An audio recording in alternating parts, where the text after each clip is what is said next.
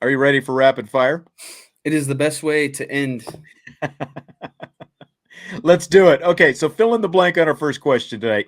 What's one thing you need to see from Notre Dame coming out of this bye?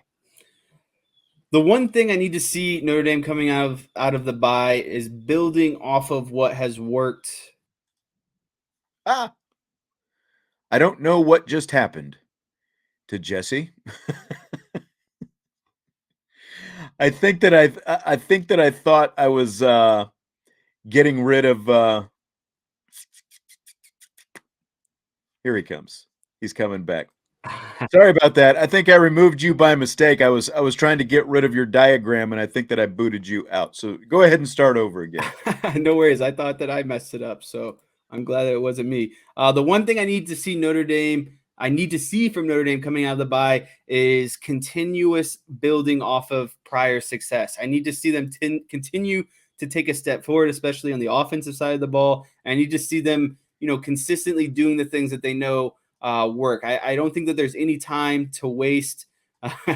There's no time to waste on running plays, experimental plays, or maybe you're having a kind of agenda of certain things you want to get done. I want to see them build off of what they did well on these last two wins and get better at them and consistently, just establish this dominance in the run game early and often. So the number one thing I need to see is just growth, building growth, looking at the things that worked and saying, hey, these worked. And now how can we take it to the next level? I don't want to see them take steps back on things that have already proven to work for them.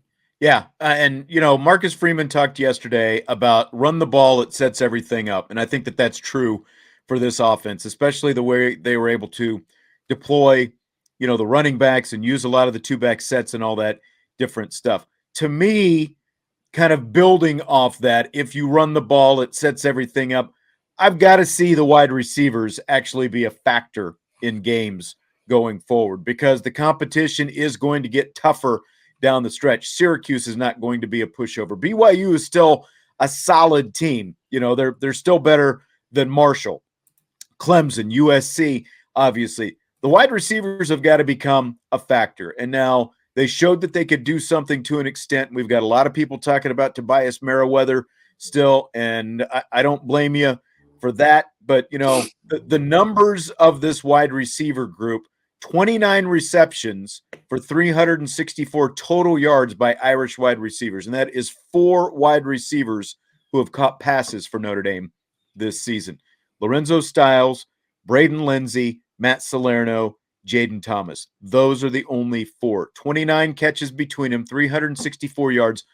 It accounts for just 40% of the team's total catches and 43% of the total receiving yards for the team today. Like if you flip that and talk about the team that we were just talking about, BYU, 76 receptions for 1,060 yards. That's just for the wide receivers alone. That's not including tight ends and running backs for BYU. The BYU receivers, 76 catches, 1,060 yards. That represents 62% and 72% of the Cougars, receiving production through their 5 games. And so, like, if Notre Dame can even creep up closer to 50%, where the wide receivers are contributing to 50%, because you're talking about more receivers being on the field at any given time, yet their overall production, the guys you expect the ball to be going to, their overall production is less than the running backs and, of course, Michael Mayer right now. Now, as you brought up yesterday, and I agree with the fact that, Notre Dame's running backs have helped offset some of that with what they're able to do. I mean, that helps, but they have had to do that.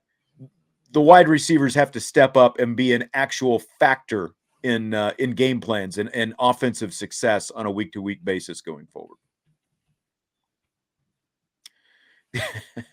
Salty said, easy on Marshall's defense. We owe them a Father's Day card. You're probably right about that.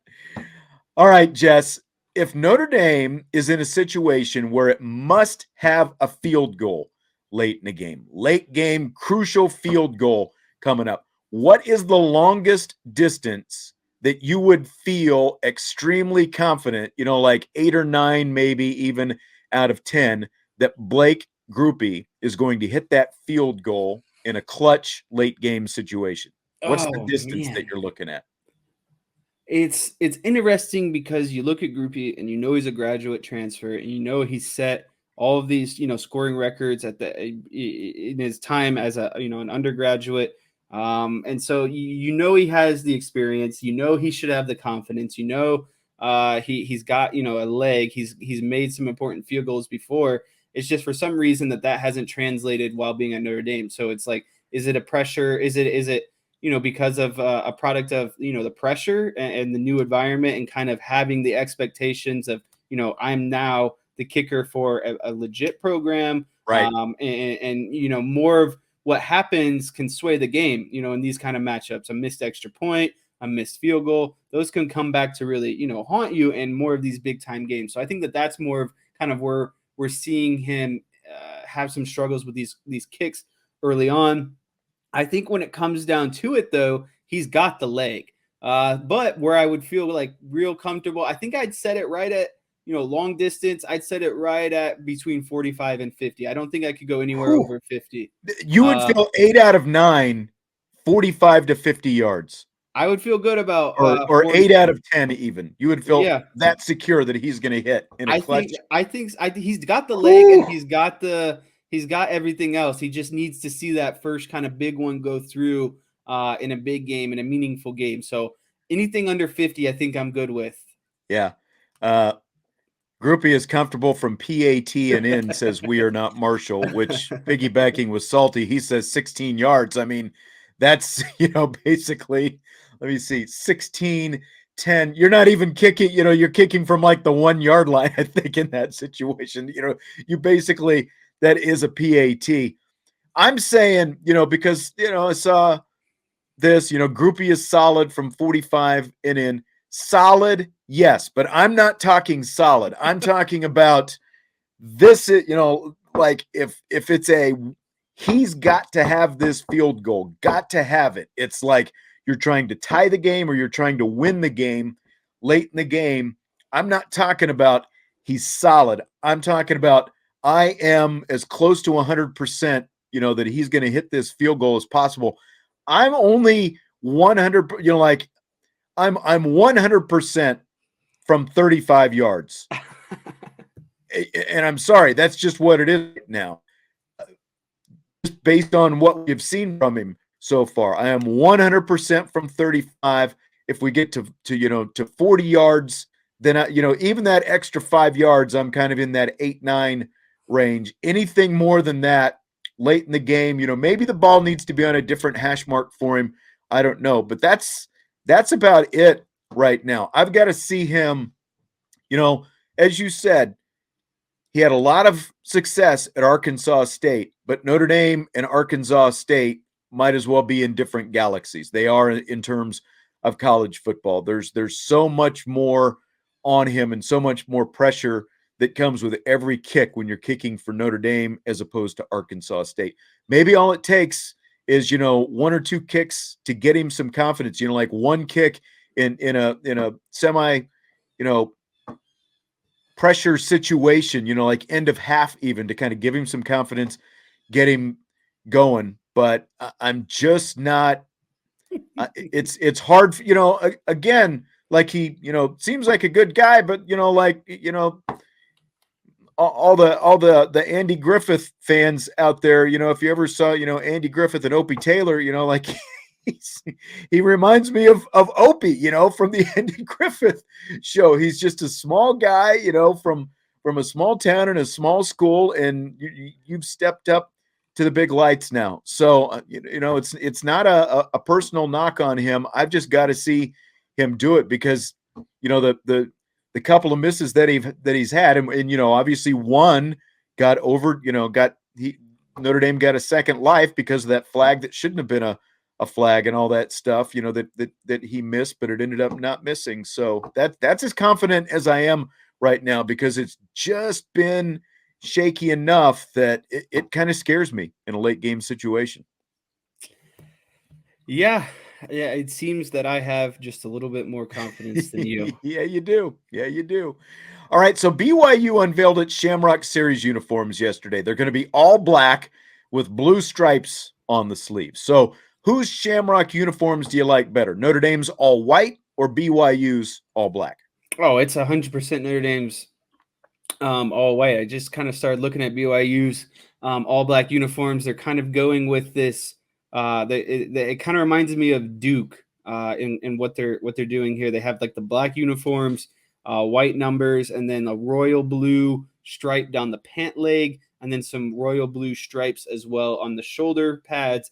And then their helmets are kind of like this black that fades into a royal blue, and then has two white stripes going down the side, and then the Y for BYU on the side. I personally am not a fan of mixing any sort of like blue and black. I don't mind the all black look. I think it looks good. I just would eliminate more of the blue. I think I would go kind of all black helmets, all black uniforms, white numbers, and if they wanted to use blue, kind of use it as a blue trimming or outline. But I think definitely that Notre Dame's are better. The all white is beautiful, and then using the gold to kind of accent it, it's going to be a really good look. I guess what I like the most is how these uniforms kind of match up in the game. You have basically monochrome all white and then Yeah, monochrome kind of all black. So I think it'll look good going against each other. won't be hard And to it's tell them apart. yeah, and it's easier on the eyes. It's very nice. There's a distinct difference between who Yeah. is who out there. The colorblind won't have a problem watching this game.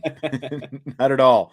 Not like I think it was Buffalo and the Jets a few years back. You had red and green, and I remember, I'm not colorblind, but I remember them saying, like people who were colorblind couldn't tell the teams apart. I'm not a monochrome fan by any means, but if it's going to be monochrome, I would rather have white than a dark monochrome.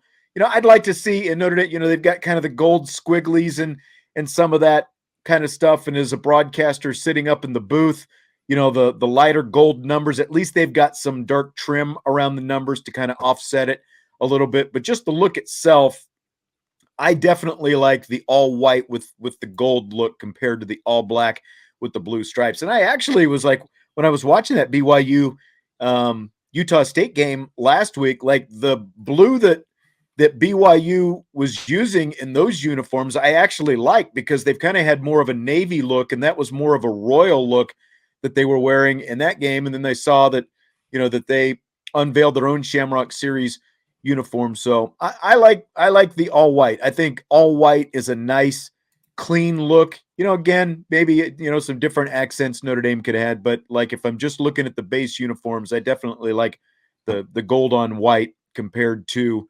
the all black with the blue stripes and this stuff like that BYU is going with. All right, I was looking here and I just saw some people were still kind of commenting on some of the kicking and stuff like that. So we talked a little bit yesterday, Jesse, about the current Power 5 job openings, the ones that are open now. You've got 5 Power 5 jobs open. Nebraska, Wisconsin, Arizona State, Colorado, Georgia Tech. Well, Deion Sanders is 15-2 currently over the past 2 years at Jackson State. And that includes a 4-0 record this year after going 11-2 last year. And he is kind of becoming someone whose name, is starting to circulate a little bit more because of that success that he's having at Jackson State. So if you're looking at Deion, do any of those 5 jobs, are any of them maybe a better fit for him, do you think? Like if he was going to move up to one of these jobs? I in previous conversations about both of these, we've talked about Deion Sanders as a coach, and we've talked about these Power 5 openings. I don't see Deion as being a guy who necessarily needs that Power 5 stage or necessarily kind of wants to be a part of that at this point in his career. That's just my opinion, whatever. But of those schools, Nebraska, Wisconsin, Arizona State, Colorado, Georgia Tech, I think that Deion Sanders would have the best fit. And Arizona State, I think that kind of plays into a lot of things that we talked about, the last couple of days of Arizona State having, good weather that's attractive to recruits. Arizona State being a school that's known for, having a good time, that's attractive to recruits. Being able to have maybe probably less academic regulations compared to Georgia Tech, Nebraska, Wisconsin. So you can get more JUCOs, transferred in. You can be more lenient with some of these recruits. I think Arizona is a good recruiting grounds. I think the Pac-12 has shown weakness where it seems like every year a new kind of leader emerges in the Pac-12. So for those reasons, I think his lifestyle also plays into it as well. I just think that Arizona State would be the best fit for Deion Sanders if that was a decision that he was looking to make. I agree as well. And like when you look at academics, we've talked about the Arizona State job. I wouldn't say quite a bit, but every time that we've kind of, brought up these different openings and stuff like that, the Arizona State job is desirable for a lot of reasons. The weather, of course, being one of them, your proximity to Los Angeles, and Deion Sanders, because of the fact that your academic standards at Arizona State are not going to be probably what they are at least most of those other schools. I think that makes a very good fit. It's easier to recruit to, and with a guy like Deion Sanders, I think you can pull in a lot of recruits at a place like that. We are not Marshall, says Deion waiting for that Auburn job, and I mean that's good point. Could be a very good point. Where they are right now. I think his dream job is that Florida State job, and I think that's why he was willing to go where he went to Jackson State, to prove that he actually could coach, to maybe one day have a chance at that Florida State job. And maybe down the line, that is still what he's eyeing. But, Florida State lost for the first time last week after their own 4-0 start. I assume, I guess you don't want to assume too much because things can still change in a hurry, but that job, at least for now, seems to be on stable footing, for at least this year. So I don't think that's probably going to be a possibility for Deion. That Auburn job is, that's one that's probably going to come open sooner than later. But of the ones that are open right now, I think Arizona State is definitely, the big one. Now Brian says Georgia Tech would be nice for Deion. And, I think hard school to get into. That's the thing, because the recruiting area is awesome, obviously. They're like the state of Georgia itself for recruiting. I think Deion would do really well there. But I think that, the fact that again, because of the academics being higher at a place like Georgia Tech, especially if you're going to compare it, comparing Georgia Tech to a place like Arizona State, like we were just talking about, I think that that would make it a lot tougher. And you kind of wonder if maybe, that's where Georgia Tech is right now. And the fact that, they went so long, with that triple option offense and all that. Tyler Evans says, do you think Wisconsin already has their guy in Jim Leonhard? And it kind of sounds like with the Wisconsin job, like, what do they have? 7 games, I think, left now at this point. Like, this is an audition for Jim Leonhard, just kind of based on some of the stuff that I have already seen already, that like Jim Leonhard probably does have a realistic shot at getting the job, if they play well down the stretch. And if it's not Jim Leonhard, it pains me to say this, it's probably going to be Lance Leipold, assuming that he is interested in it. But Leipold, is a, the Kansas head coach, is a Wisconsin native. He won all the Division III championships at Whitewater there in Wisconsin. So like it seems like a perfect fit. And he has actually coached at Wisconsin before as well. So like if I were betting right now on who's going to get the Wisconsin job, it would be one of those two, either Jim Leonhard, defensive coach who's taken over as the interim coach, or Lance Leipold, the current Kansas head coach after their 5-0 start. That would be my guess. Side note, when We Are Not Marshall brought up Deion to Auburn, I thought I'd have to give a phone call to my good friend Alan Green at the University of Auburn. But I just came into the news that he is no longer the athletic director at Auburn. Yeah, you're a few weeks behind on that. Yeah, you're a few weeks behind on that. Yeah, that's right.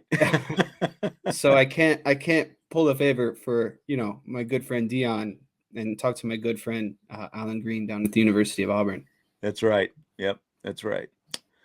Okay, Jess, I have heard Russell Wilson referred to by multiple TV announcers as a Hall of Famer. So, do you buy or sell Russell Wilson as a Hall of Famer? You buy the moniker. This is tough. I went into a deep dive of Russell Wilson because I Right. myself am not a Russell Wilson fan. So I wanted to put away all biasy, and I started, kind of looking at the Russell Wilson resume. The first thing that sticks out to me is he has never been a All-Pro player. He's only made the Pro Bowl, I think 8 or 9 times is what sounds right. Never been an Um, MVP. he has never been an MVP. And so, yeah, he's only made, the Pro Bowl, which is still a good feat, but not quite as high, obviously, as MVP or being, a first team All Pro, second team All Pro, etc. And so I started to then look at, where his all time numbers kind of, stack up against everyone else. I guess I shouldn't, I would be failing to mention that he is a Super Bowl champion, a one time Super Bowl champion. But like I said, I started looking at his career numbers. Right now, he's 24th in passing at about 38,000 passing yards. Just for comparison, Tom Brady is number one at about 86,000 passing yards. Some notable people on that list is Matt Stafford. He's at 12th right now at about 51,000. Carson Palmer is at 46,000 at about 15th right now. Joe Flacco, actually 42,000 is 19th. So there's a decent amount of people, ahead of him all time in the passing yards, but still 24th overall is, really good. There's been a lot of quarterbacks, obviously. So then I started to go look at how many touchdown passes has Russell Wilson thrown. He's currently at about 300 all time. John Elway is at 300 at number 13. Russell Wilson is at 296 and 14th overall. Just for comparison, again, Tom Brady has about double that number, and he leads right now at 630. Peyton Manning ended up with 539. Again, Russell Wilson's at around 300 right now. So, 14th overall, not, again, not bad, but he's starting to get into the big boy territory, right? And so I think he's above average, but he's not elite. He's not like, the Peyton Mannings, the Tom Brady, the Drew Brees, at least in my opinion. And you have to take into account that he's playing in a very pass heavy, era. That also helps his stats and, maybe compared to some of the all-time quarterbacks that didn't get to, rack up the passing stats. Long story short, never won MVP, one-time Super Bowl champion, never been All-Pro. His numbers are kind of, they're good, they're above average. And I think that's just about what Russell Wilson is. I don't think he's quite elite or great, but he's definitely above average, on the cusp of being elite. But I just don't think I can consider him a Hall of Fame quarterback with, what he's accomplished in his career. I think I would need to see more of, maybe an MVP in there, maybe another Super Bowl, those kind of accolades. But where we stand today, does he have impressive numbers? Yes, but I just don't think it's quite Hall of Fame level. And you can't just throw around the Hall of Fame tag to anyone, because then it becomes less of a prestigious thing. Right. We are not Marshall asked best receiver Wilson's played with. Probably prior to DK Metcalf, it was Golden Tate. I think those are probably the top two guys. I saw Chi-Town said Bobby Ingram, but I would put DK Metcalf ahead of either one of those guys, basically based on the short career that DK Metcalf has had. The stat that stands out to me for Russell Wilson, and you just went through a lot, but the one Doug that I Baldwin think is the wide receiver I was thinking of. Doug Baldwin. Okay. Sorry. I think the number that jumps out to me in his favor is the touchdown to interception ratio, because he has 296 career touchdowns, just 88 interceptions. That's 3.3 to 1. That is an insane number. I mean, that is a legit number right there. And the fact that he passes for over 3,700 on average, 3,700 yards per season, which is kind of deceptive as well, because when I think of the way that offense has, ran when he was up there in Seattle with Pete Carroll, it was, I think of it more as a power running offense and not a big passing offense, so maybe that kind of takes away from him. But now the other thing that he has in his favor is winning the Super Bowl, but there are a lot of one-time Super Bowl winners. Joe Theismann, Trent Dilfer, Brad Johnson, Jeff Hostetler, Jim McMahon, you know, guys like that. And like Joe Theismann is probably the most notable of the one-time Super Bowl winners not in the Hall of Fame. And like you look at his touchdown to interception ratio, when I looked this up today, I could not believe it. 160 touchdown passes, 138 interceptions in his NFL career. I mean, I would not have ever thought watching Joe Theismann play in his prime that he threw that many interceptions, especially, you know, he doesn't even have a 2-to-1 touchdown to interception ratio. And he threw more interceptions than he did touchdowns in his 3 years in the Canadian Football League as well. And then, like, you look at a guy like Jim Plunkett, who won 2 Super Bowls with the Raiders, he's not in the Hall of Fame. So I think, you know, I agree with some of the comments that we're seeing and what you're saying. Yeah, Ken Stabler, a one-time winner as well. Thank you very much there, Stymie. So, you know, I think that there are a lot of one-time Super Bowl winners. That should not be enough. And the fact that Russell Wilson, now granted, there have been a lot of really good, basically 2 really good quarterbacks ahead of him that have prevented him from winning MVPs, Tom Brady and Aaron Rodgers. Those guys are going to the Hall of Fame. But, you know, I agree. I think that Russell Wilson has been really good, but where he is in his career right now, especially with the way things have started in Denver, they expected him to be able to carry that team. He has not carried anything so far. I think it's way too soon to be saying Russell Wilson is a Hall of Famer, to just throw that out for a guy who's never even won an MVP, because the biggest credential that he has is that Super Bowl. But again, there are a lot of one-time Super Bowl winners who are never going to sniff the Hall of Fame. Yeah, I think 2 important things to kind of wrap up this question is, one, he might be more known for the Super Bowl he didn't win and the interception he threw on the goal line, you know, and I know that that's not his fault and he can't control the play call, but he still threw the interception and still lost that Super Bowl with that interception. So I think that largely hangs over his head. And I think honestly, if Russell Wilson wants to get into the Hall of Fame, it'll be largely predicated by what he does in this last window with the Broncos. I think if he can go out and somehow, you know, have a consistent 3-4 years, 5 years, you know, the kind of the contract they gave him and the money they gave him, and he can win a Super Bowl and consistently, you know, I say win another Super Bowl and can add on to those stats, he might have a strong chance. But right now, today, I just don't see it quite yet. Yeah. All right. We've had 4 weeks of the NFL season, which means 4 weeks of Joe Buck and Troy Aikman in the Monday Night Football booth. And 3 of those weeks, including last night, were Manningcast nights. We've had the Manningcasts as well. So my question to you, Jess, have you watched more or less of the Mannings this year compared to last year, when you think about the fact that now you've got Buck and Aikman in the main booth?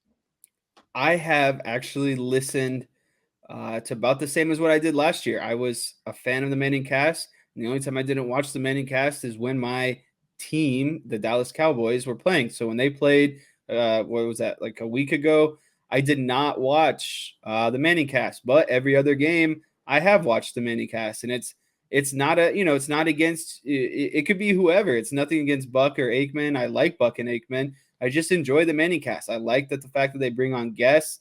And I also enjoy, you know, the things that you learn. I know it kind of sounds corny and they might be a little bit boring, but listening to someone like Peyton Manning and Eli Manning, you know, talk through kind of coverages and what they are expecting based off of, you know, pre-snap formations and those sort of things. Those are the things that make me excited as a football fan. And I realize that that's not necessarily what Aikman and Buck are getting paid to do. You know, their style is more of, obviously, you know, kind of traditional broadcasting, but I do flip, you know, sometimes the Mannings do get boring, and so I'll flip over to the main feed. But I'd say where I'm at predominantly, I like the Manningcast. The only way I'm not watching them like 100% again is if, you know, my team is playing, because I like to know what's going on in the game, you know, hearing the referees, talk about, you know, maybe some injuries or that kind of stuff. But overall, I'm into the Mannings. I enjoy it. I watched a lot more Manningcast last year when the Monday night booth was what it was. And we don't have to bash on them. You know, they did their best. They're a professional crew and all that. But it's not Joe Buck and Troy Aikman. And like getting to watch Fox games for the last, 20 years or whatever, that, or roughly 20 years that Buck and Aikman were together on Fox, like them moving into the booth, there's definitely a different feel. Like it feels more like big game on Monday Night Football again. After growing up, with Cosell and all those guys in the Monday night booth, Frank Gifford, and then and just as that Dandy Don Meredith, all those guys, like the original Monday Night Cruise, and what it became, the bigness of Monday Night Football, and what it basically sank to, for basically probably the last 20 or so years. Like getting Buck and Aikman, I have watched, much more of the main feed this year, more Monday Night Football in general in games that my team, team has not played in. Obviously, they've only played in one so far. And it's not that I don't like the Mannings. It's just that I watched more of the Mannings last year because it was a nice kind of change of pace, and you got to hear some different insights and stuff like that. I did watch more of it last night just because kind of I was thinking that we were probably going to talk about this. I will say they definitely had some fun last night with the idiot who came out on the field. That. Yeah, I understand that we could. No, they don't want to talk about it. I understand the A team couldn't show it, but the B team, we should be able to show that. I think that's what. Here you go. Oh, yeah. There he is. There he is. Yes. Oh, yes. That's what we're talking about. Wagner, a veteran, right? Get him down. Now get out and let these guys take over. Bobby Wagner, veteran play. He had some smoke going on there. Yeah, he's got a T-shirt on. I mean, he's promoting something. Yeah. Amateur hour there. If you're going to streak, you got to go full throttle and go nude, right? I mean, what is this? He is not going to. I like that from Eli there at the end. You got to go full throttle. It's amateur hour. If you're going to streak, you got to go for it. I thought that was definitely some fun with Bobby Wagner coming out there and leveling the pink smoke guy that came out on the field. That again, you didn't get to see on the main feed, but they showed it on the Manningcast. So, there's a Manningcast benefit, I guess. But I haven't watched as much of the Manningcast, but they're definitely still having fun. I just got to say, Bobby Wagner leveled that guy. I think that whoever that guy was is largely considering all of his decisions, because not only did he have to probably sit in the night in jail, but he got leveled by Bobby Wagner. Like that was a big time hit. And I thought it was funny too. It's like such a pro move. Just get the guy down. You can catch him. You're an NFL linebacker. And then you just let the security do the job after that. Now that was audio only. That of course was not video. That was a still photo, like you would see, like if ESPN was showing Olympic stuff, it was a still photo with the audio courtesy of ESPN2. So I think technically, we stayed within our boundaries there because we did not show any video. That was audio only from the broadcast last night, courtesy of ESPN2. All right, so ESPN is expected to have a direct-to-consumer streaming service within the next 2 years. And, of course, not everyone, but you're seeing more cord cutting, a lot more streaming. I think you're mostly a streaming guy where you are. So with this new service, it would be like the ESPN channel. You would get all of the ESPN programming without having to subscribe to a cable or satellite TV provider. So my question, Jess, how much would you be willing to pay per month to have that from ESPN, the ESPN streaming app? So you've got the full channel of ESPN streaming. I guess, first of all, we shouldn't be surprised because everyone's now just going to package up, their services and call it a streaming service. And it was all fun and dandy until everyone kind of had to monopolize or make some money off the situation. So unfortunately, this is the path we're seeing it go. In terms of how much I would pay for an all ESPN package, I pay right now $15 a month for Netflix. Somewhere around there, between 12 Is and it 15. that much for Netflix? Yeah, it's cranked up. Lucky for you, you're on. I wouldn't know because I share an account. Yeah, you just take mine. That's funny. But knowing what that price is, I think I'd set my bar for knowing how much sports I watch and, what comes along with it and all the 30 for 30s. And, there's a ton of stuff that's going to come with it.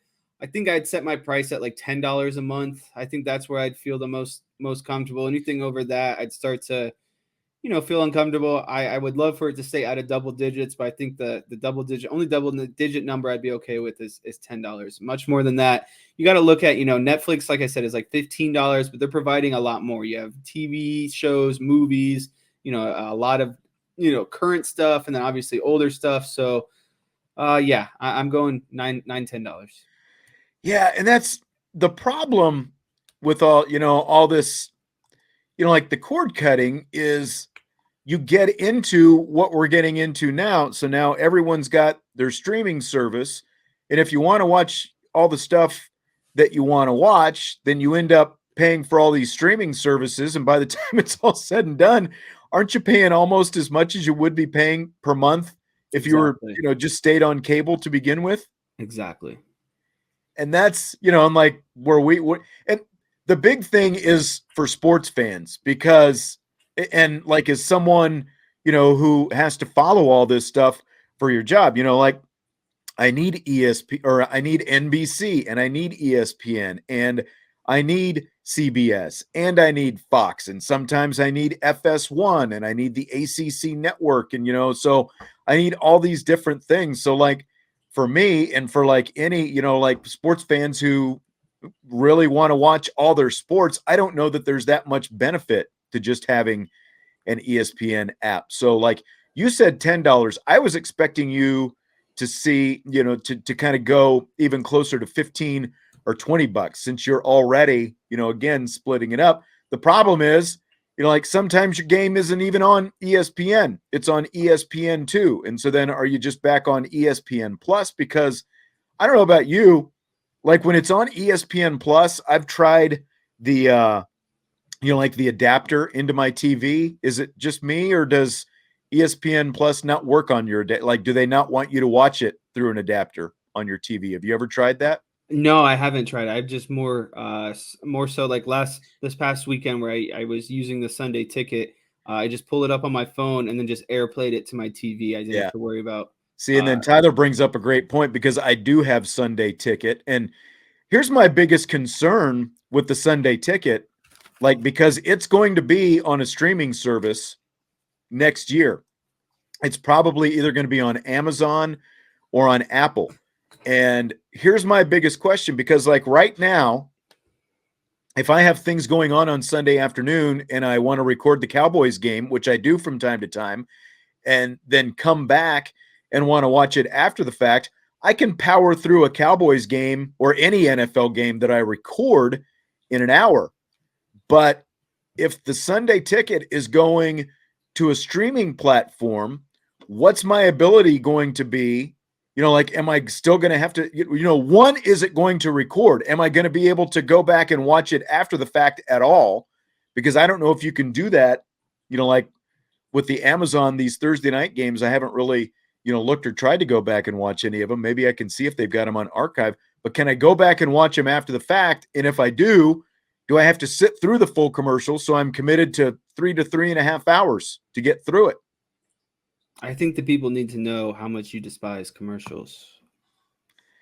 Well, if I'm watching it after the fact, don't you want to get through the commercials so that you're not, because again, if you can fast forward through commercials in halftime, you can get through a football game literally in an hour, as opposed to watching in live time with all the commercials. You can forward through the downtime between plays and all that different stuff. So there's a big difference. And Tyler was saying Amazon Prime. I think I assume you're talking about where the Sunday ticket is going to be. It hasn't been decided yet. It's most likely between Amazon and Apple, from all the stuff that I've heard right now. It has not, they don't have a definite home for it yet, but most likely it's going to be on a streamer next year. But there are a lot of questions. And again, like for this ESPN thing, $10 is probably my max. But again, like for my needs, I'm probably never going to get, a one-off streaming app, just because I need all those other channels to watch sports. Yeah, unfortunately for someone like you, if they said 20, 20 would be coming Yeah. out of the pocket. Well, and I saw here it was. Nick said he does the Hulu Live for $60 a month. Is that what you do? Are you on the Hulu Live? Yeah, I have Hulu Live. And is that what you pay, like $60 a month? Yep, right around there. Yeah, see, that's $60, and then your other streaming services. I don't know. I get. What do you get with Hulu Live? Like, are you getting your networks and all Mhm. that kind of stuff through that? It's Okay. not like, it's not it's probably like 100 live channels, opposed to, direct TV and all that stuff. But Okay. all I know is on college, like when college games are on Saturdays, like I can find almost every college game there is there. I have no issues. There's tons of live sports. I would say the only downside is like when there's nothing on, there's not like endless channels to just go scroll through. It's a very set, like I said, like 100 channels maybe, not many, but it's known for the live sports.